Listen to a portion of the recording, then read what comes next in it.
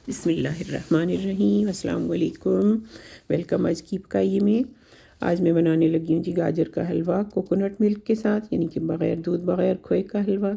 सर्दियों की सौगात है, हर घर में बहुत बनता है जी सर्दियों में ये, हर तरीके से, कभी खोए के साथ कभी दूध के साथ, लेकिन आज हम कोकोनट मिल्क के साथ बनाते हैं।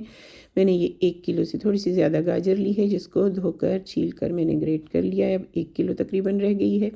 इसको एक पैन में डालकर बग़ैर पानी और बग़ैर घी के इसको कवर करके रख दें। ये अपने ही पानी में, काफ़ी पानी छोड़ती है गाजर, तो अपने पानी में ये गल जाएंगी। तकरीबन 10 से 20 मिनट में ये गाजरें गल जाएंगी। इनका पानी खुश्क कर लें और इसमें चीनी डाल दें। 1 कप चीनी डाल सकते हैं। मैं 1 कप से थोड़ी सी कम डाल रही हूँ, लेकिन आप अगर चाहें तो 1 कप डाल सकते हैं अगर ज़्यादा मीठा पसंद है तो। चीनी भी जो है वो अपना पानी छोड़ेगी, थोड़ा नरम हो जाएगा हलवा, और फिर इसको आप अच्छी तरह से खुश्क कर लें, भून लें। और साथ ही इसमें सब्ज़ इलायची का पाउडर या उसके बीज डाल दें खुशबू के लिए। अच्छी तरह से इसको भूनें, खुश्क करें पानी को, और इसमें बटर डालकर, घी डालकर, ऑयल डालकर, जो आपको पसंद हो उसके साथ इसको भून लें। थोड़ी देर इसको भून कर अच्छी तरह से जब ये भुन जाए तो इसमें हम कोकोनट मिल्क शामिल करेंगे। तकरीबन मैंने 400 मिलीलीटर जो है वो कोकोनट मिल्क का एक कैन ले लिया है 1 किलो गाजरों के लिए। बहुत टेस्टी बनता है ये, और ज़्यादा हैवी भी नहीं होता, काफ़ी लाइट सा हलवा बनता है कोकोनट मिल्क के साथ।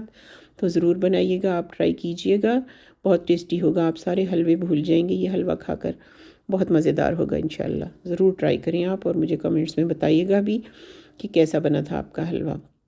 तो इसको ये जब कोकोनट मिल्क थोड़ा थोड़ा डालकर मैं इसको भून रही हूँ, ताकि जल्दी जल्दी खुश्क होता जाए। बड़ी जल्दी खुश्क हो जाता है ये, थोड़ा थोड़ा डालकर भून लें इसको। जब ये अच्छी तरह से खुश्क हो जाए, इसका पैंदे से अलग होने लगे हलवा, इसका घी बटर जो मैंने डाला था वो निकल आए, तो हम इसमें, ये मेरे जो पास जो है वो गाजरें पीले रंग की हैं। यहाँ पर हमारे पास जो है पीले रंग की गाजरें मिलती हैं, जिनका बड़ा फीका सा कलर होता है, देखने में इतना अच्छा नहीं लगता। तो मैं इसलिए इसमें फूड कलर के 2-3 ड्रॉप्स डाल रही हूँ। वहाँ जो है पाकिस्तान और इंडिया में तो अच्छे कलर की गाजरें मिलती हैं, उसमें शायद ज़रूरत नहीं होती, लेकिन इसको मैं ज़रा डाल रही हूँ ताकि ये प्यारा लगे।